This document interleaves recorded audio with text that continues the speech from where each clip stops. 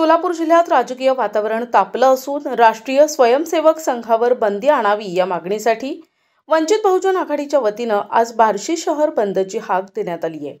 या हाकेला प्रतिसाद देत सकाळपासूनच शहरातील विविध बाजारपेठा बंद ठेवण्यात आल्या आहेत।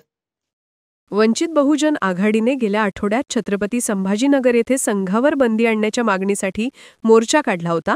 आता हीच मागणी ग्रामीण भागातूनही जोर धरू लागली आहे। या मागणीचा भाग म्हणून आज वंचित बहुजन आघाडीतर्फे बार्शी शहर बंद ठेवण्यात आले आहे।